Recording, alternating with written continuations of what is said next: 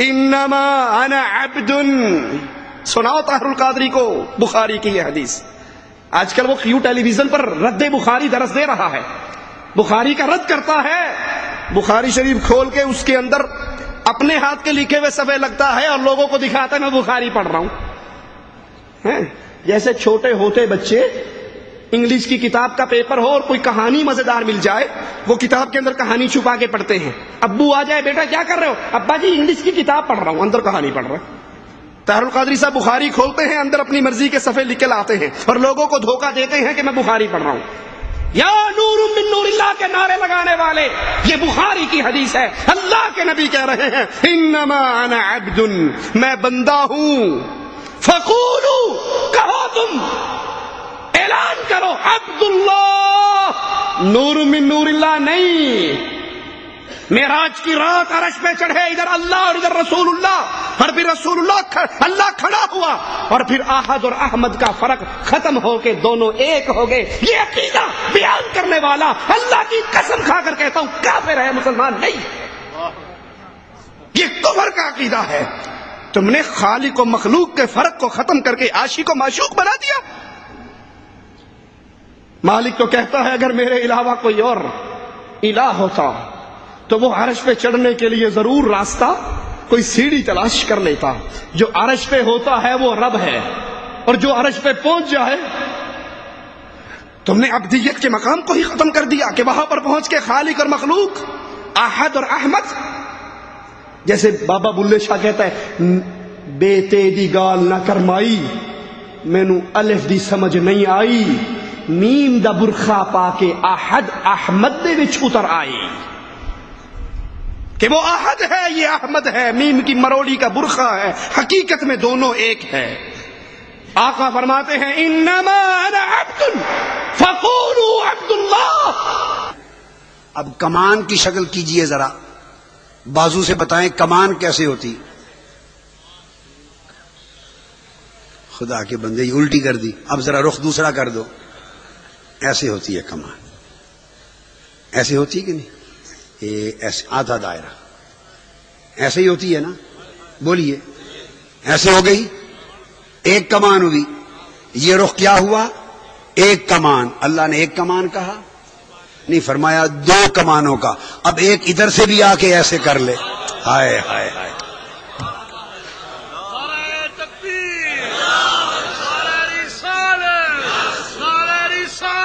قاب قوسین. عقیدہ بلا تشبیہ و بلا مثال ہے. عقیدے میں تشبیہ اور مثال نہیں، وہ کمانوں اور تشبیہ و مثالوں سے پاک ہے. آپ کو سمجھانے کے لیے اللہ پاک نے ایک تشبیہ کی زبان میں بات کی، تشبیہ و مثال کی زبان میں بات کی ہے، اور وہ خود اور وہ کیفیت اور وہ حالت اور مقام خود اس تشبیہ و مثال سے پاک. فرمایا دو کمانوں کا فاصلہ. ایک دنا کی کمان تھی، وہ جو ادھر سے آ رہا تھا، ایک اس کی کمان تھی. ایک فتد اللہ جو ادھر سے آ رہا تھا بلانے والا، ایک جانے والے کی کمان تھی، ایک بلانے والے کی کمان تھی. جب دونوں ہاتھ دو کمانوں کی مانند مل جائیں تو دو کمانوں کا ملنا مثل معان کا ہو جاتا ہے، مثل معان کا ہو جاتا ہے.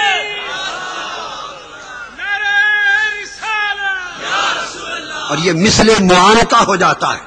اور اس میں بھی تشبیہ و مثال سے پاک تھا وہ قرب. ہمیں سمجھانے کے لیے فرمایا فکان قاب قوسین. پھر جب کعبہ قوسین پہ آئے تو دنا کو چھوڑ دیا. فرمایا اب اس مقام پر محبوب دنا کو بھی چھوڑ دے کہ وہ بھی اب اس مقام کے علائق میں سے ہے. دنا کو چھوڑ دے کہ وہ بھی اب اس مقام کے علائق میں سے ہے. چھوڑ کے آگے گزرے فتد اللہ اور کعبہ قوسین پہ پہنچے. فرمایا محبوب اب تدلہ کو چھوڑ دے، وہ بھی اس مقام کے علائق میں سے ہے. آ دو کمالوں کی طرح مل جائیں. جب جلوہ محب اور جلوہ محبوب، جب جلوہ خدا اور جلوہ مصطفیٰ دو کمانوں کی طرح مل گئے تو کعبہ قوسین ہوا. اب گھر والے دروازے تک پہنچ گئے. مہمان و میزبان بلا تشبیہ و بلا مثال. اب وہاں پہنچ گئے. فرمایا محبوب اب یہاں تک تو ایک بیان تھا, یہاں تک مثالیں تھیں, اب اس سے آگے وہ کچھ ہونے والا ہے کہ اس کے بیان کے لیے مثال نہیں جو لوگوں کو بتا. وہ کیا تھا؟ اب دروازہ کھلتا ہے. دروازہ کعبہ قوسین دو کمانوں کی طرح مل گئے تھے جلوے. فرمایا دروازہ کھلا, محبوب اندر آ جا, حریم ناز میں آ جا, حریم ناز میں آ جا.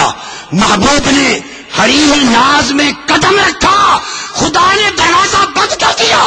فرمایا آؤ بنا لوگوں, اس سے آگے تمہیں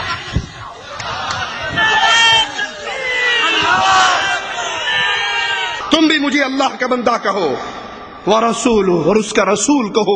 میں نور من نور اللہ نہیں ہوں. یہ دعوے کرنے والا اہل ایمان میں سے نہیں ہو سکتا. مسند احمد میں ہے, رسول اللہ صلی اللہ علیہ وسلم فرماتے ہیں ایاکم والغلو, غلو سے بچو, حد سے بڑھنے سے بچو. کسی کے مقام کو اتنا بلند نہ کرو جتنا مقام اس کو اللہ نے نہیں دیا. کیوں؟ اگر تم اس سے باز نہیں آؤ گے تو کیا ہوگا؟ فَإِنَّمَا أَهْلَكَ مَنْ كَانَ قَبْلَكُمْ, تم سے پہلے جو قومیں ہلاک ہوئی ہیں ان کے ہلاکت کا سبب اور جرم یہی غلو تھا. تم سے پہلوں کو غلو نے ہلاک کروا دیا, اور آج یہ امت اسلام اسی راستے پہ چل رہی ہے. اپنے پیروں کو نبی بنا دیا, نبی کو اللہ بنا دیا. جو مقام عرش والے نے دیا تھا وہ مقام ختم کر دیا. لیکن یہ احادیث, قرآن حکیم کی یہ آیات جب ان قبر پرستوں کے سامنے رکھی جائے وہ ماننے کے لیے تیار نہیں ہوتے. مجھے یاد ہے لاہور میں ریلوے اسٹیشن کے قریب ہمارے ایک بھائی نے بورڈ لکھ کر لگایا جس پہ رسول اللہ صلی اللہ علیہ وسلم کی بشریت کی چند آیات لکھی. میں خود لاہور میں 2 سال تقریباً خطیب رہا. وہاں کے سارے بریلوی روڈ پہ نکل آئے, باقاعدہ عدالت کے دروازے بجائے, ہوم سیکرٹری کے پاس اکٹھے ہوئے. ہمارے اس ساتھی نے 4-5 تراجم قرآن پاک کے, تھانوی صاحب کا, احمد رضا صاحب کا, اور مختلف ترجمے ان کے سامنے رکھ دیے کہ حضرت یہ آیت کا یہ ترجمہ قرآن کی تراجم کی اندر موجود ہے, ہم نے تو وہاں سے لکھا. جب بریلوی مولوی کے بولنے کا وقت آیا اس نے کہا اے وابی نے قرآن چو او ایتا لب لب کے لکھ دینے جڑی ساڈے مذہب دے خلاف ہوندیاں نے. اس نے قرآن میں وہ آیت تلاش کی ہے جو ہمارے مذہب کے خلاف ہے. ہم دعوت دیتے ہیں لوگوں, اگر قرآن تمہارے مذہب کے خلاف ہے تو پھر کس سے لڑو گے؟ اللہ کے لیے اپنا مذہب, اپنا دین, اپنا عقیدہ وہ بناؤ جو عرش والے نے قرآن میں رسول اللہ پر اتارا ہے.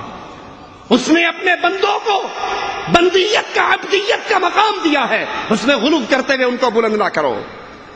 نبیوں کو پکارا جاتا ہے, ان کو نور من نور اللہ کہا جاتا ہے, ان کو عالم الغیب تصور کیا جاتا ہے, اور مختار کل بھی کہتے ہیں نبی مختار کل ہیں, اور پھر اپنی بات پہ غور نہیں کرتے.